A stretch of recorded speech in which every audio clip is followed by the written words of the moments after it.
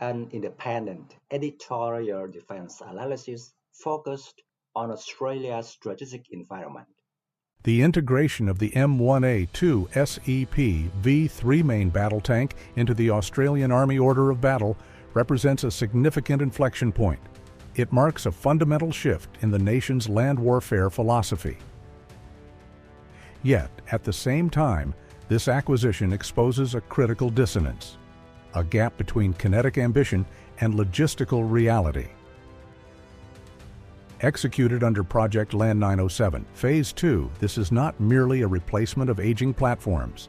It is a fundamental shift toward the absolute upper limits of conventional survivability and firepower. However, view this through a systems engineering lens. The introduction of a 73-ton combat platform into the Australian continental operating environment functions less as a standalone capability upgrade and more as a severe stress test for the national support infrastructure.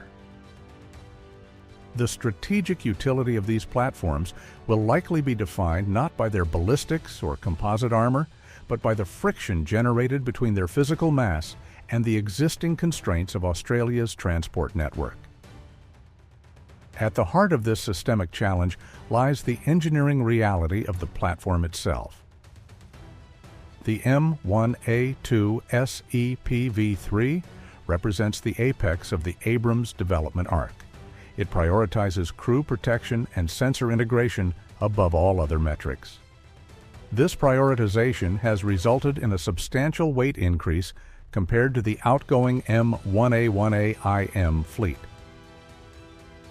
While the M1A1 operated at the edge of Australian infrastructure limits, the SEPv3 pushes well beyond them.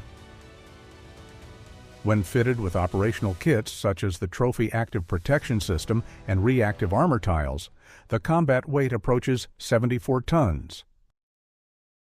From an operational standpoint, this mass implies that the platform is no longer functionally interoperable with significant portions of the civil and military infrastructure in northern Australia. Bridges, culverts, rail heads designed for standard commercial freight. These effectively become area denial obstacles for Australia's own heavy armor, restricting their movement to specific, predictable corridors. This logistical channeling creates a tactical vulnerability. It contradicts the maneuverist principles traditionally embraced by Australian Armoured Corps doctrine.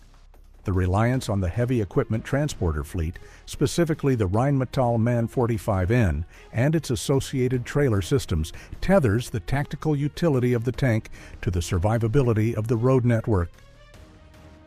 In a scenario involving the defense of the immediate northern approaches, the ability to shift armor from southern bases to northern staging areas becomes contingent on a fragile chain of rail and road links. These links are susceptible to disruption by weather events or adversary interdiction. The friction here is not merely theoretical, it is structural. The operational mobility of the land force's most potent asset appears inversely proportional to its tactical protection. Furthermore, the maritime dimension highlights a profound synchronization gap within the broader force structure. The 2024 National Defense Strategy emphasizes a strategy of denial and literal maneuver. This necessitates a force capable of projecting power across the archipelagic gap. However, the M1A2 presents a geometric and gravimetric challenge to the current amphibious fleet. While the Canberra-class landing helicopter docks possess the displacement to embark these vehicles, the ship-to-shore connectors remain a critical point of failure. The current landing craft inventory struggles with the sheer displacement of the new Abrams, particularly in higher sea states or over unprepared beaches. Delays and rescoping of the littoral maneuver vessel medium program exacerbate this disconnect. Without a dedicated heavy landing craft capable of reliable over-the-shore delivery, the M1A2 is operationally restricted to secure ports. ports with heavy-duty crane facilities or reinforced roll-on roll-off ramps. This restriction effectively decouples the heavy armor capability from the amphibious maneuver force in the short to medium term. It suggests that, in practice, the M1A2 fleet may function primarily as a continental defensive anchor rather than an expeditionary tool. The vision of deploying a heavy combat team to a forward operating base in the Pacific becomes logistically improbable without a permissive environment and established port infrastructure. Consequently, the strategic role of the tank in Australian service appears to be contracting, moving from a tool of regional intervention to a specialized asset for the defense of sovereign territory, specifically protecting high-value assets and air bases in the north from direct ground assault. Despite these logistical liabilities, the decision to proceed reflects a calculated prioritization: force protection over strategic mobility. This trade-off is informed by the observation of high-intensity conflicts in Eastern Europe and the Middle East. The proliferation of loitering munitions, advanced anti-tank guided missiles, and first-person view drones has rendered lighter armored vehicles incredibly vulnerable.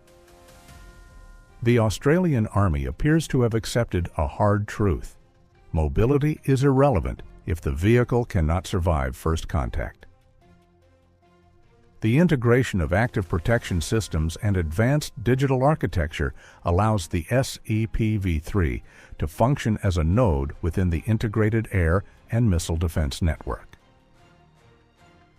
This suggests a doctrinal shift where the tank is viewed not just as a breakthrough asset, but as a survivable sensor and communications hub. One that can endure in an electromagnetic and kinetic environment that would destroy lighter platforms like the Boxer or the Redback. The industrial implications also warrant analysis. Maintaining a fleet of this complexity requires a sovereign sustainment capability that currently exists only in nascent forms. The establishment of deep maintenance facilities and the integration of Australian industry into the supply chain for complex components is a prerequisite for operational sovereignty. Reliance on the United States for deep maintenance in a contested logistics environment would constitute a strategic failure point. Therefore, the total cost of ownership extends far beyond the initial purchase price in US dollars. It encompasses the necessary investment in domestic heavy engineering and specialized technical workforce development. There is also an argument to be made regarding the psychological and deterrent value of heavy armor. In the context of regional deterrence, the presence of a credible, heavy armored capability signals a commitment to high-intensity land warfare, something that lighter air-transportable forces simply cannot replicate. It forces a potential adversary to configure their own projection forces to counter heavy armor, imposing a cost and complexity burden on their planning. By necessitating the deployment of heavy anti-armor systems or their own main battle tanks, the Australian Defence Force complicates the calculus for any hostile power considering a lodgment on the continent. The M1A2 serves a strategic function simply by existing in the order of battle, acting as a variable that cannot be ignored even if its deployment is constrained. Ultimately, the induction of the M1A2 SEPv3 into Australian service illustrates a complex interplay between technological aspiration and environmental constraint. The system offers a level of protection and firepower that is peerless within the region. Yet it is shackled by a logistical tail that has not modernized at the same pace. The capability is essentially a heavy, defensive sledgehammer in a strategic concept that increasingly calls for an agile, amphibious scalpel. This divergence implies that future investment must essentially pivot away from the platforms themselves and toward the enablers: the bridges, the heavy landing craft, the fuel distribution networks, and the recovery vehicles that allow such a system to function. Until the logistical architecture expands to accommodate the physical reality of the SEPv3, the platform will remain a potent but localized tactical asset. It represents a significant allocation of defense resources toward a capability that offers exceptional survivability at the cost of strategic flexibility.